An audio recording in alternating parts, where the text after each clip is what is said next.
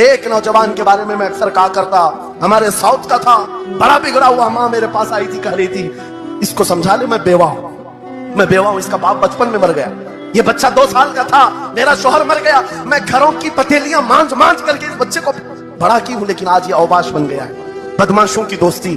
میں نے اس نوجوان کو بلایا تھا، اپنے قریب کیا، سمجھایا، اللہ نے اس کو سمجھ دے دی۔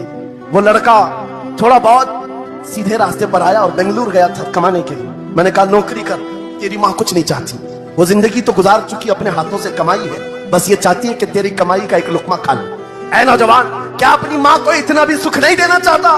گیا تھا کمانے کے لیے، میرے عزیزو، آج بھی وہ موجود ہے، آج بھی ہے۔ وہ کمایا، مہینہ بھر گزرا تھا یا 2 مہینے ہی، اپنی تنخواہ لے کر کے وطن واپس آیا، اپنے گھر کے پاس جس دن وہ پہنچا تھا، گھر کے باہر بہت بھیڑ جمی تھی، لوگوں سے پوچھا اس نے تو پتا چلا اس کی ماں آج ہی صبح انتقال کی۔ اللہ اکبر۔ وہ پیسوں کی گڈی لا کر کے جو کمایا تھا 1 مہینے 2 مہینے کی تنخواہ ماں کے قدموں میں رکھ دیا، بہت رویا۔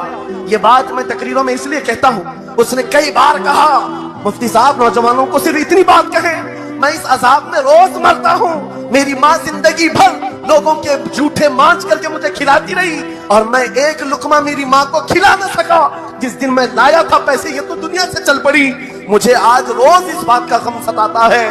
آپ نوجوانوں سے خطاب کرتے ہیں، کم سے کم ان سے کہہ رہے ہیں کہ تمہارے ماں باپ زندہ ہیں، ہوش میں آ جاؤ، اپنے ہاتھوں سے ان کو کھلا تو سکو، ان کے ہاتھ پکڑ کر چلا تو سکو، اس لیے کہ دنیا کی عظیم نعمت ہے، جس کا باپ زندہ ہے، جس کی ماں زندہ ہے، اس کے حق میں وہ دعا کر لیں۔ میرے آقا فرماتے ہیں نبیوں کی دعا امت کے برابر جو ہوتی ہے وہ باپ کی دعا بیٹے کے برابر ہوتی ہے۔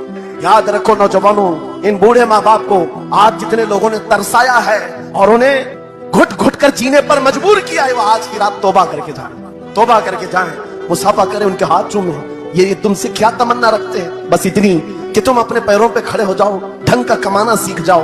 نوجوان کو ان کا ڈانٹنا برا لگنے لگتا ہے، ماں بار بار چلاتی ہے، باپ بار بار ڈانٹتا ہے، گھر چھوڑ کر بھاگ گیا، پھر اس کے بعد یاد رکھو اللہ تعالیٰ ایسے جوتوں پر تمہیں ڈال دیتا ہے جو تمہاری حیثیت کے بھی نہیں ہوتے، کمتر لوگ تمہیں ہانکتے رہتے ہیں۔ اس سے بہتر ہے ہمیں پیدا کی ہوئی ماں، ہمیں دودھ پلائی ہوئی ماں اگر ڈانٹتی ہے، کوستی ہے، مارتی ہے، یہ نعمت ہے۔